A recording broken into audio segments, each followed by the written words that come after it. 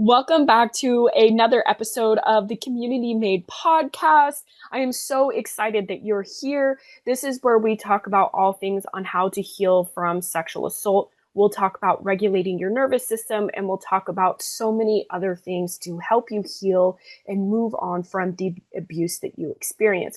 Today, we are going to talk about the journey of becoming her, which I think is so important. And in fact, I've tried to record this episode like 3 different times already, and I just feel like nothing is flowing the way that I want it to flow, which sounds so crazy because I'm really connected to this. I understand this journey. I know what it's like to miss an old version of you and think about, oh, how happy and quirky and relaxed and fun that you were before this event took place. And I also understand the narrative of, if it happened in your childhood, you may not know any difference. And so for me, what I realized is that there still might be a version of you that you missed, maybe right before you started healing. That's what it was for me. I miss this version of me that I had or was before I started healing. So when you think about this, there might be really some things that you miss. Maybe you were more independent. Maybe you spoke up. You really spoke your mind. You were direct with people. You held your own, or maybe you were happy and quirky and laughed all the time, and you were like the brightest star in the room, all of those things. Or maybe you were just calm and relaxed, and now you feel like you have anxiety. You feel like you're overthinking all the time. You're overanalyzing all the time. You don't really trust people anymore, but you weren't really like that before. So if sounds familiar, this episode specifically, but all month long, all of this stuff is going to be about coming back to her, right? So if you're resonating with this is going to definitely be for you. Of course, this is connected to the upcoming workshop that we're having, Becoming Her, Feeling Like You Again After Sexual Abuse. So head down to the description to save your spot. I will make sure there is a link for you in that. Okay, so let's like really talk about this. The first thing I want to talk about, which I think is so important, is the truth of becoming you, or feeling like you again. The truth is that you're not going to feel like that old version of you again. And I know that really sucks to hear. I know that that's a hard pill to swallow. The reality of the situation is that it was a life-altering event. It's life-altering abuse that you've experienced. It changes who you are mentally, emotionally, physically, and spiritually.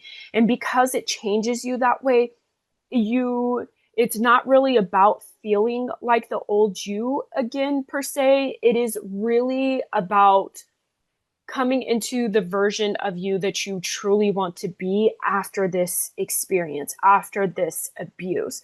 The reason why you can't tap into your old self is because that old self may have not had that experience, right? So and I don't want to say there's no sense in doing this, but the reality is that you really, really must grieve this old version of you. The reason why you must grieve this old version of you is because if you don't grieve her, if you don't feel sad for her, if you don't feel angry for her, like I'm picturing like the grief hill that they have, where you kind of go under and you deal with all the kind of steps of grief. If you don't do this with this old version of you, you are going to constantly wish that you were in this space, that you were this old version of you.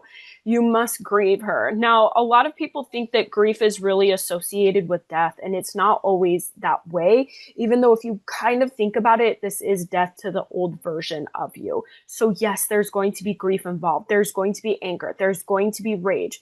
There's going to be days where you just wish that you were happy again and that you didn't have this experience. There's going to be days where you just wish that you trusted people and you didn't question anybody. There's going to be days where you wish that you could just wake up and feel like yourself again, okay? And I still, to this day, I still have these experiences. There are so many versions of me that I've had to grieve, especially the past version of me where right before I started healing, when I got pregnant with Aubrey and all of those things, that has been something that I have really, that version of me has been something that I've learned how to grieve over and over and over again. And I would love to tell you that it's been so easy. It hasn't been that big of a deal. But as I have realized over the past several years and not realizing that I needed to grieve that version of me, a lot of that stuff has really come to the surface. And so I want you to, of course, learn from my mistakes, but also feel okay with the fact that you are going to grieve and miss this old version of you. Just like if someone really close to you passed away, you're going to grieve them, you're going to mourn them, you're going to have the same experience. And even if this happened in your childhood, you're going to have that same experience because you are a very different person between the before and after, right? So you want to grieve this version of you. Now, before we dive into like what grief looks like, I'm going to like really talk about that in another episode, but just be aware that your grieving process is going to look very different from everybody else's. We kind of talked about this last month when we were talking about, finding closure that's really unique for you and reclaiming that. Actually, there's a replay, depending on if you're listening to this from the podcast or if you're watching this through YouTube, if there's actually a replay on the Reclaiming Closure workshop. If you head to my YouTube, you can find it there and you can watch that. The only thing that's actually not on there is the support part, because the support is really about the question and answer, and I want to keep everybody safe. And so I do not record that section of that. And so one, that's a benefit for showing up live, but also the rest of the workshop will be in there. So you'll get the benefits of that, like no matter what. So your grieving process is probably going to look different from mine than your friends, etc., etc., etc. And the truth is that there's going to be very many versions of you that you end up grieving as you heal more and more and more. And I know this to be true because when I healed, when I was like 2 or 3 years into the healing, I was a much different version than I am now, because at one point, I was very like, I was a doormat. So I was super hyper independent before that point. And then I turned into a doormat. And then I was like, this is not working. Like, I really didn't mind, being a jerk and cussing people out and all of those things. And now I'm just like, okay, well, I don't want to be like rude and disrespectful, but I don't want to be a doormat either, right? So I've really had to learn how to find the in-between, how to find the balance, how to find the harmony that truly works for me. Because to me, and in my experience, being a doormat is so much worse than being a bitch. Like I'm just realizing, okay, there's a balance. There is a balance. And it does take a lot of healing to get to that place and a lot of grieving. So I want you to know that even as you go through this journey, and maybe you have that experience, like where you're hyper independent and then you kind of swing to a doormat, just know that it's kind of normal. But when you work with someone one-to-one that knows what the hell they're doing, you are less likely to swing all the way here, right? Because, and I don't want to like blame my coach or anything like that, because it's not like that, but because I was like into this spiritual journey, I wanted to be like all love and light and not cause arguments and not like do anything that would make people upset. And I thought that was really spiritual of me, and it was really actually hurting me. So just kind of be aware of this. And so just know that there is a balance, and it is okay to speak up. It's okay to tell people to fuck off, all of the things. Okay. So you are going to grieve this next version, this past version of you, because the truth is that the old version of you you're not in alignment with her anymore. That's not who you are anymore. And so the goal of all of this, when we think about becoming her and this journey, is to really align with the version of you that you truly want to be, right? The version of you that has peace, has purpose, has prosperity. The version of you that is patient, loving, and understanding with her kids when she's home. The version of you that's really making an impact in her work and in her life. you're really striving for more. Now, unfortunately, because you have had this experience with sexual abuse, there are going to be a little bit more hurdles for you to climb to become this version of you. I know that fucking sucks and it's unfortunate and you can't go back and change anything, but there is a way to still align with that. And so the 3 steps to actually totally align with this version of you is, I'm looking at my notes, is number 1 is you want to release without reliving. Now, I talk so much about this with my clients inside the workshop. I talk about it in all of my content. There is a technique that I use inside my 12-week program called Unbound Freedom, where we release without reliving, which we go in one session and release your trauma without you ever reliving it. Now, we usually do this about 2 or 3 weeks in, maybe 4 weeks, depending on you and where you're at and how your healing is looking at like. And then we normally don't really have to do it again. And it's absolutely life-changing. I've been through it. I've taken my clients through it, and it is a game changer. You really, really experience this abuse becoming an event in your life, because the reality is that we can't necessarily erase it. No matter how bad you want it, you want it to be erased, we can't erase it.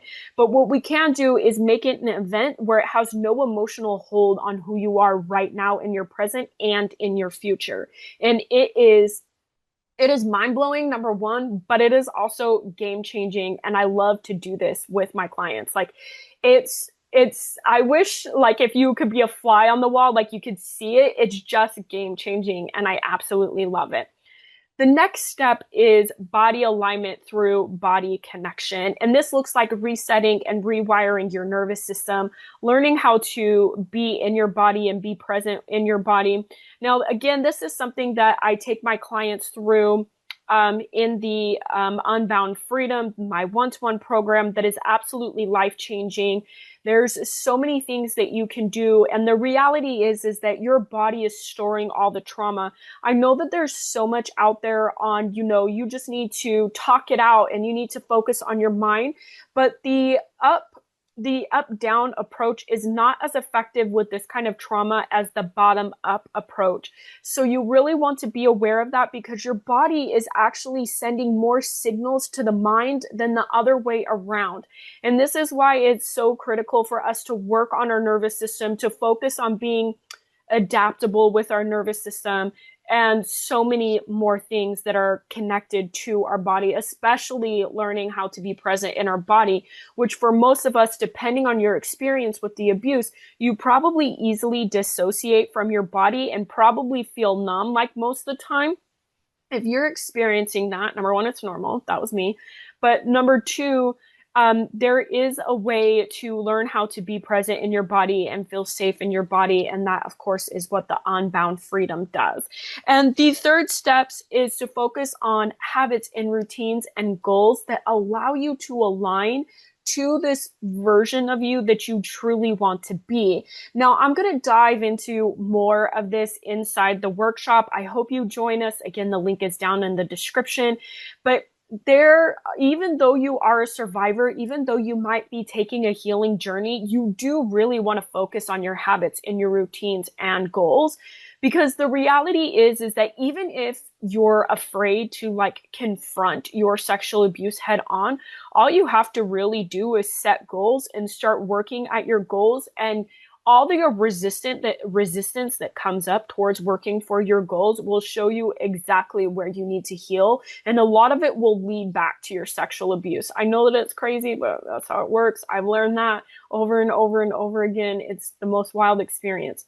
So this is how, you really take the journey to becoming her. There's so much truth to realizing that you're not going to be the past version of yourself. There's a grief involved, but it's not all bad. Especially when you work with someone, it's not as daunting as it might seem to take this process on. Now, with that being said, it's very possible for you to begin this journey on your own. I really did. But again, I do feel like when you walk with someone through this journey, it feels so much better than doing it in isolation. But this is what I have for you. I hope that you have a great day, and I will see you in next week's episode. Bye.